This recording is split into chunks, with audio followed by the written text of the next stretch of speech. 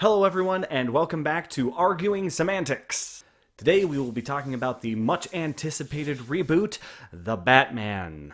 The Batman, written and directed by Matt Reeves, co-written by Peter Craig, and starring Robert Pattinson, Zoe Kravitz, Jeffrey Wright, Colin Farrell, Paul Dano, Andy Serkis, and John Turturro, follows Bruce Wayne, now in his second year as vigilante, when a dangerous and new killer begins targeting political elite and to call him the Batman out by name. With the help of Lieutenant Jim Gordon and cat burglar Selina Kyle, he must unravel the clues and riddles left for him by this new threat, while navigating Gotham's underworld in order to uncover corruption in the government and stop this new threat beginning to rise.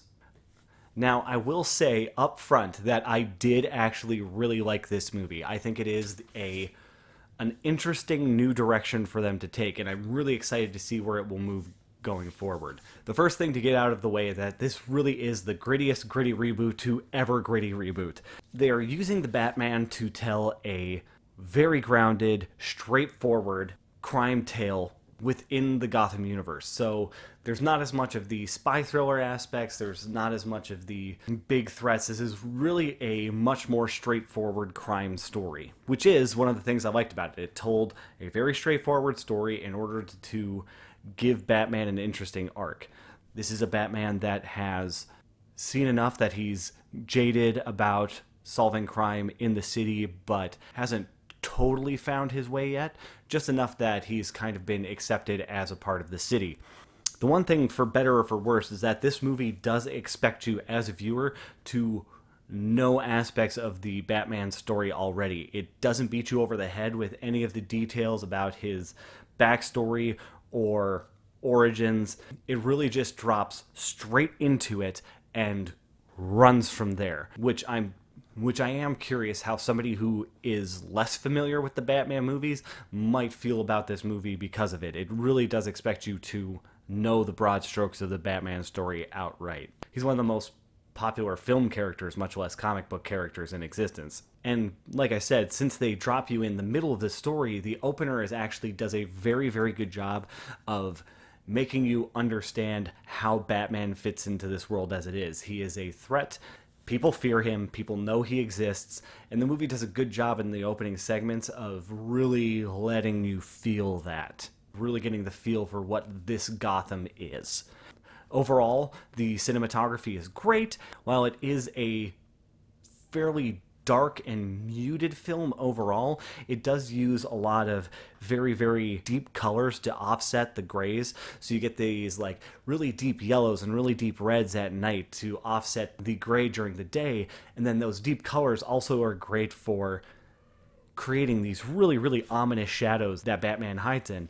And unlike other approaches that they've generally taken to this character, it's not overly stylized, but it also never feels like you can't see what's going on. One of the complaints of, say, Batman Begins was that some of the fight scenes, because they were taking place in the shadow and they use these dark tones overall, you can't really see what's happening in the movie, and this never has that problem. On top of that, Gotham at night feels, dirty and oppressive, and you really get this feeling of Gotham as in need of renewal, which comes into the film a little bit later. And at the same time, you do get this, you do see a Gotham where someone like the Batman could come out of it or could be needed.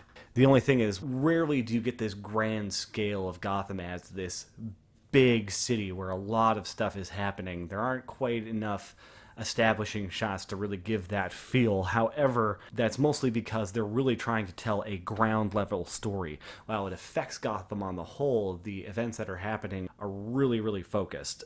It's also nice to see a Gotham that's a mix of a lot of different styles. While it does have that modern city concrete grit to it, you also get these hints of classic Batman Art Deco, while also getting some really, really heavy old school Gothic architecture as well. Combine that with the more realistic style of a lot of the characters and costuming and prop work, it really creates a unique feel for this movie in particular. Cinematically, it also had many, many really cool moments. The set pieces are all pretty great. The cinematography also generally is pretty great. It never feels like you're not seeing the things that you need to see. They do a good job of showing the characters thinking and going through what they're trying to say, what they're trying to feel. You always feel like you know what's going on in each of the characters' heads as the story is going. In particular, they do a great job of showing Batman as he's processing everything happening in the scene. They do a lot of long, lingering shots. It's very deliberately paced, which I'll get into in the story in a bit. And these nice, long, lingering shots that give you a chance to take in what's happening, including some of the action sequences. While it is a movie that doesn't have a large amount of big action-y set pieces, it has more than enough for the fact that it was telling a more grounded, slowly paced, deliberate story. It also never felt like a 3-hour film, which it's almost 3 hours long, and it really never felt like it. There are only a couple of points where it dragged a little bit. Being a 3-hour movie, that's kind of to be expected, but for the most part, we got out of the theater and we're like, that was 3 hours? It also was the first Batman movie I feel like really gave Batman's detective work a chance to shine. Most Batman movies tend to focus on the Dark Knight aspect of the character, like he's there fighting crime and he is the moral center and he's the hero we need, but most ignore the other title he has, which is the world's greatest detective. And this is the first one that really felt like they wanted to lean into that. You really feel like Batman is intelligent and knows what he's doing and can use more than just his fists and tools to solve problems. The one thing that he doesn't use in this movie is his charisma. This movie features a Bruce Wayne who is very focused on his nightlife and not so much the day side, which plays into his overall arc. As a Batman who's getting to lean into his detective skills, it was nice to see him actually really match wits with a character and not just match wills.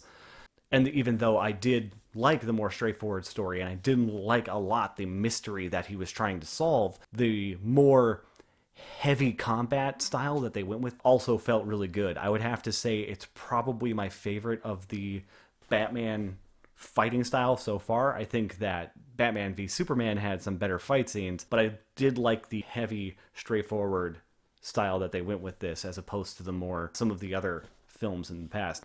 The combat feels somewhere between the more aggressive, brutal combat of Batman v Superman and the more in-your-face, shaky cam fighting of The Dark Knight. It's kind of in between these two. So it's a little more stylized, but it's a little more grounded than Batman v Superman.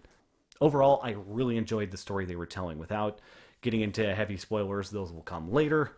It was well-paced overall, though like I said, it does drag in a couple of points, but overall you don't really notice. The mystery itself was well handled. The characters were great. The way they played off each other was overall pretty good. There were a couple of missteps. I'll get to that when I get to characters. And most of the twists were good and felt earned, except for there were really a couple that felt a bit tacked on, like there's no way you could have figured them out for yourself. But for the most part, it did feel good. There was just enough exposition to make you feel like you could have put this together on your own as well. You never felt outsmarted by the script, which a lot of mysteries have a tendency of doing, where they intentionally obfuscate certain things so you don't see things coming, which I don't think this one did for the most part. The cast overall was very good. I really liked what they were trying to do with the characters this time around. Robert Pattinson was good. He is good in this movie. The only problem with his character is that because of the story they were trying to tell, you have a Batman who is very dour, very jaded, has kind of closed himself off from the world, and sometimes it felt overly so. But still good for the story they were telling. Zoe Kravitz was wonderful as Selena Kyle. It was nice to see how she played with the character in code switching in a few different areas between different roles that she played, though she wasn't given enough motivation for certain of the choices she makes, but overall still very good. The only big problem with those two is they lacked a bit of chemistry, but I think that's more of how they handled Batman in this, making him so dour. It didn't feel like there was a reason for Selena to really get attached to him, but it still worked. It was fine. I am curious to see if they're going to do anything with that moving forward, especially with how the movie ended. The standout in the cast, but more so for his transformation, Colin Farrell is absolutely unrecognizable as the Penguin, to the point where after the movie I told my wife that was Colin Farrell and she was completely shocked. He delivers a great transformational performance. My only complaint is I don't know if it was necessary to have Colin Farrell. I feel like they could have easily gotten an actor who more resembled the Penguin, and it would have worked just as well. It felt like the sheer amount of prosthetics was kind of unnecessary, but like I said, it was still very impressive and still a very nice character to play off of everybody else. He probably has the best chance for an Oscar nomination out of anything going on here, just because the transformation was that deep. But I'm also kind of a person who more appreciates deep emotional performances than transformational ones. So we'll see. Gordon was also good. Jeffrey Wright was basically just playing Jeffrey Wright again, but I love Jeffrey Wright, so that's okay. He is a good choice for a ground level Gordon. It was nice to see him also doing actual police work. Commissioner Gordon's in the past, I always feel like they're just kind of a side character, or they're there to make the big moments, whereas he felt like he was doing the work as a character. It was really interesting how they handled his character. Even though it didn't feel like they gave him a lot of reason to be helping Batman, you don't quite understand where their relationship came from, but it was fun to see them working so closely together in this one. Which, I'm going to take a tangent and lead into one of the other things about this movie. It felt like part 2 without a part 1. There were a lot of things you just kind of had to accept that that's how it was. Like I said before, they leaned into the idea that you should know how Batman works and who Batman is. But with the changes to the characters and how they're functioning, it felt like there was something missing on the front end to really get you to buy all the changes that they made. You never really got the full feeling that Batman and Gordon really wanted to be working with each other. It just kind of felt like a thing that was happening. But like I said, the movie still stands pretty well on its own. You just kind of have to accept certain things that are happening. Going back to characters, Andy Serkis was good as Alfred, although he was very much a supporting character in this. He wasn't as involved in the story. He was just there to be there for a couple of expositional scenes and be that emotional anchor for Bruce, and kind of the emotional anchor for his journey that he kind of goes through in the movie. Overall, good. Liked his performance. Looking forward to seeing him as Alfred some more. The Riddler was suitably menacing, and he really got a good chance to show off his intelligence as a character. Like I said, it was really nice to see Batman actually match wits with somebody. Although parts of his character really felt cribbed from the Dark Knight version of Joker, it was nice to see a Riddler who actually asked riddles and really challenged people instead of just being Joker light with some slight riddles instead of jokes. They did make some pretty big changes to his character and how he functioned, but I feel like those changes were good and lead to interesting places with how the plot plays out. The only thing is some of his delusions sometimes took away from some of his menace, kind of playing with the idea that he is more traditionally intelligent and not very emotionally intelligent. The rest of the supporting cast was great. A bunch of nice little characters that all played in pretty well. Each character is really given something to do, and almost everything that happens, even with as long of a script as it is, it's pretty dense. It doesn't feel like there's a lot of wasted space. Everybody is given something to do, and if something is happening on screen, it usually is there for a reason, at least to give the character something to talk about as far as their character arcs go, or to advance the plot. And then as part of the plot, there were some really, really wonderful set pieces. You had one of the best chase scenes I've ever seen, especially considering how they filmed it. The way they chose to film certain scenes was also great. The way they used set pieces to really show a Batman that hasn't totally figured everything out, even though he's been doing it for a while, was also pretty great. I like some of the new interpretations of characters, costumes, and settings. The new Batcave is really interesting. The new Batmobile is really cool. I like what they did with it. I don't feel like it makes as much sense as other versions of the Batmobile because it looks more like a traditional car, whereas you would think Batman would use something more like the Tumbler or the Batman v Superman Batmobile. But as somebody who's, kind of working on his arsenal, it definitely makes sense. And his home, they made it in Wayne Tower this time around, and also works really well. Or it's a good little set. They really tried to dance in the moral gray areas and overall did a pretty good job showing how politics and corruption happens and how some people might get involved in things but not understand where it would lead, and showing characters who can be good people and do bad things but also show people who are bad people but can do good things, etc., etc. Some of the changes they made to the Batman mythos were a bit odd, but they still worked. There were a few things they changed to Batman's background and to Selena Kyle's background that felt a little weird but have interesting possible effects moving forward. And how they used those changes to affect the storyline and the character arcs throughout the film were pretty great. And as I said before, Batman himself had a really interesting character arc, though they didn't lean into it as much as they could have. It's definitely there, but it feels a lot more like the changes he goes through are implied by certain things that happen and less like really put in your face and go, see, he is making this change. And I feel like they needed to do that a little bit more. Still handled pretty well and a different approach to his development as a character than other movies have done in the past.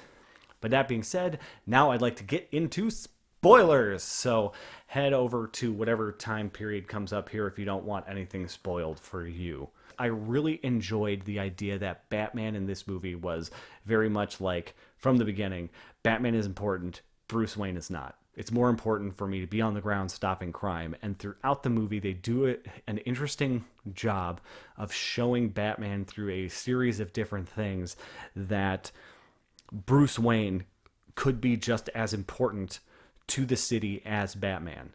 Through both Selena Kyle calling him out, finding out how Bruce Wayne might be able to get into certain areas that Batman can't, showing that there are people who genuinely want to help the city moving forward and how he can use his influence as Bruce Wayne to help that happen. And then ending ultimately on, instead of his need for vengeance and his need to create fear, that he also can use his persona in both ways to be a beacon for hope as well, was handled pretty well. I liked how the movie ended in that case.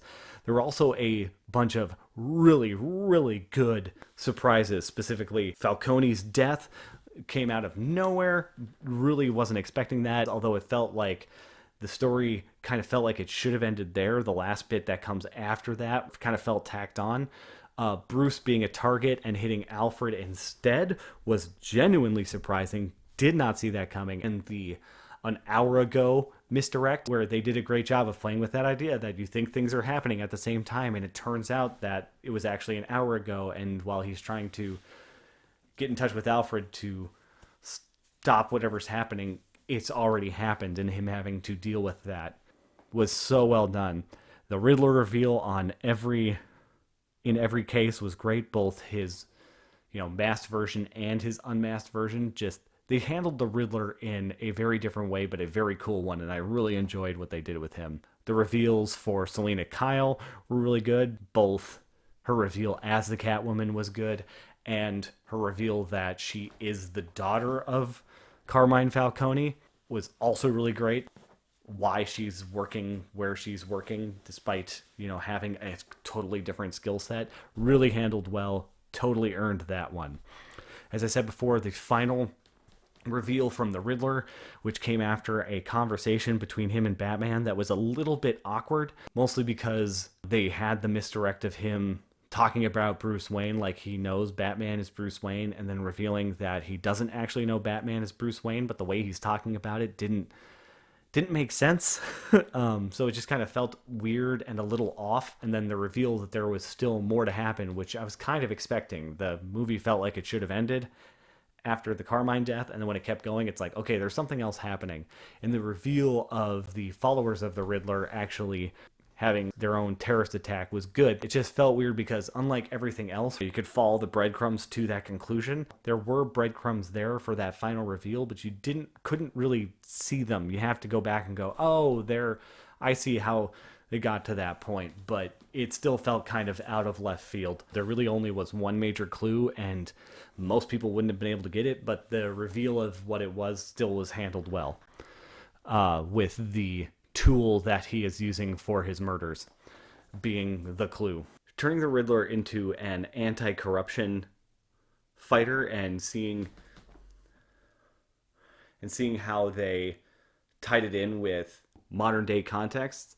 I'm curious to see how people are going to actually approach it, because I feel like both sides of the political spectrum could see themselves or the other side in that attack at the end. So I'm curious to see how that's going to be reacted to. I personally like the idea of turning the Riddler into an anti-government, anti-corruption type. It does actually fit with his character quite a bit.